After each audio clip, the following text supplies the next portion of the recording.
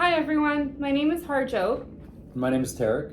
And we are students at law at eLaw Alliance. I graduated from the University of Leicester in 2019. Sorry, I started in 2019, but I graduated in 2021. I'm from Calgary, and what do I like to do when I'm not working? I like to go out to new restaurants, try new food.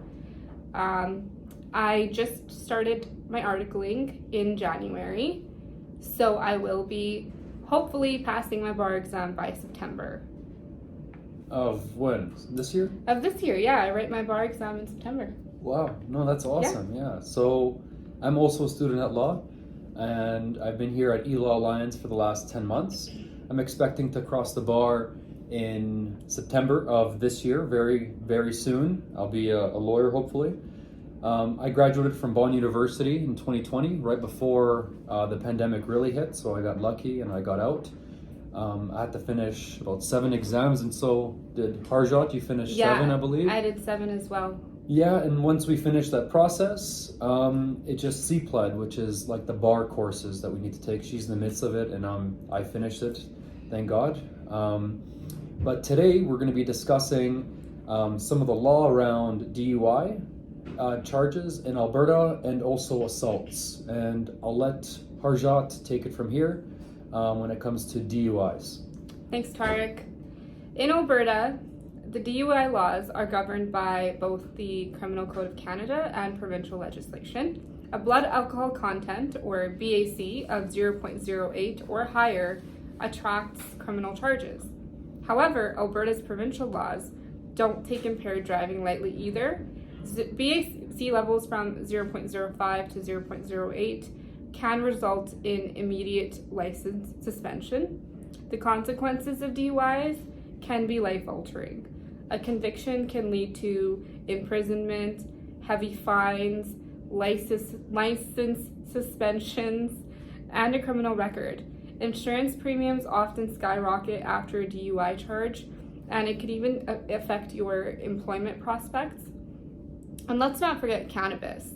Since the Cannabis Act was passed in 2018, driving under the influence of cannabis is treated similar to drunk driving, with penalties that can be just as severe. If you're pulled over on the suspicion of impaired driving, remember to exercise your right to remain silent, to avoid self-incrimination. While you must provide your license, registration, and your proof of insurance, you're not required to answer any questions about where you've been or what you've consumed. Being charged with a DUI is just the start of a very long legal process. There might be court hearings, legal negotiations, potential penalties. It's crucial to seek legal advice immediately, as a skilled lawyer can guide you through the intricate process that the legal justice system involves. The best way to avoid a DUI charge: don't drink or drive, and definitely don't smoke cannabis and drive. Instead, plan ahead. Assign a designated driver, use public transportation, or use ride-sharing services such as Uber. Well, thanks, Harjot. That was very insightful. I'd also like to add one bit to that. So in Canada, it's permissible to have alcohol and get behind the wheel. However, like Harjot mentioned, you can have a BAC level of over 0.05, and that could be different for everyone. For example, someone could have 3 beers and be okay, while somebody could have 2 beers and be over the limit. And so it's just very important to exercise caution and discretion, to know your limits, and to, you could even take the extra due diligence and purchase one of those testers from the gas station just to see what your level is at before you get behind the wheel, just to ensure that you're not compromising yourself legally, and so you're protecting yourself and everybody else on the road as well. I didn't know you could buy a tester from the gas station, so that's good yeah, I don't know if they work well, but you can. I've seen them. Okay, well, there's also Amazon. I don't know if you can get it off Amazon. You Probably, get everything from Amazon. But thanks for adding that, Tarek. He's going to move on to assault now, so... Yeah, I'll pick it up from here. Yeah, so switching gears into assault law in Canada, Assault is not mere physical harm. It involves intentionally applying force to another person without their consent, or causing that person to fear you, or fear that you might apply force to them. So telling somebody, hey, I'm gonna hit you, and this can't be like over a median where it's not immediate, where you can't apply the force immediately. There has to be a force of immediacy in order for it to constitute an assault if there's no actual physical touch or contact being made. Now I'm going to discuss 3 different types of assaults. The first one I'm going to get into is aggravated assault, and this is one of the more serious forms, if not the most serious form of assault. It involves actions such as wounding, maiming, disfiguring, and endangering the life of the victim. So there's got to be some sort of grievous bodily harm that's suffered on the victim's behalf. And like I mentioned, it's one of the most serious forms of assault, and it carries a maximum penalty of up to 14 years.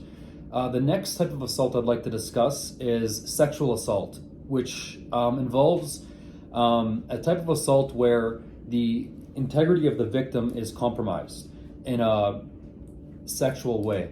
The nature of the assault can vary widely, but its impact is usually usually is deeply traumatic. And there could be penalties that could affect your employment going forward and your liberty, depending on the nature and the seriousness of the crime. Third, I just would like to talk about simple assault. The charge carries a wide range of penalties, from a fine to up to from $0 to $5,000 to up to 6 months imprisonment on a summary conviction. However, if the Crown chooses to proceed by way of indictment, you could suffer from a maximum of 5 years imprisonment. And honestly, it's widely varying when it comes to the sentences in this regard. Sometimes people get no sentence to, like I mentioned, 5 years. It just depends on the specific circumstances of the case. Next, I'd like to talk about defending yourself from a charge of assault. And so this could be daunting, but you need to remember you have rights. So such defenses involve self-defense or self-defense of another. And these can apply in varying circumstances. Other defenses involve consent or mistaken belief in consent. Now, these are a little bit more complicated and usually apply to the circumstances where you're facing a charge of sexual assault. Now, a seasoned lawyer could help you with these defenses. And also another defense is that the contact that was made was within the realm of, you could say, normal contact. So if you're walking throughout, let's say if you're at a rave or a party and somebody bumps into you, I mean, it's expected at a crowded event that somebody's going to bump into you, and that contact is expected in that certain setting, and so that won't be an assault per definition. And just as Tarek mentioned about the intersectionality, if you're ever charged with a criminal assault or with a DUI charge, and you are dealing with a family law case with, let's say, a divorce process that involves parenting arrangement or child custody issues, that could also impact that family area aspect. So make sure to tell your lawyer if you're dealing with something like that, and just be aware that it could definitely impact your family law case and your parenting arrangement. For example, if you have a DUI and you have your license suspended and you can't drive anymore, it might make it a little bit more difficult for you to access your visitation rights. If you're seeing your kids on a weekend and it's supervised visits and you have to be at a particular place at a particular time, obviously that's going to be affected. Same thing with criminal assault. Depending on who you've assaulted, especially if it's your partner, that will definitely affect your parenting arrangement and how much access you have to your children and how you have access to your children, whether it's unsupervised, supervised, or whether you can even have access to your child without your partner present, if that makes sense. Yeah, that makes a lot of sense. And I want to thank you for joining us today. And I want to remind you that here at eLaw Alliance, we're here to stick up for you. And so if you are facing charges related to a DUI or an assault, or even a family matter that's related to an assault, we're here to help. Harjot and I are well equipped, and we have a very knowledgeable managing partner. Her name is Janan Jera, and she's been practicing in both family and criminal for 16 years now. And so we have the appropriate resources to help you navigate the complex legal process for both DUIs and assaults here in Alberta. I want to thank you, and I hope you guys have a great day. Thanks for joining us, guys.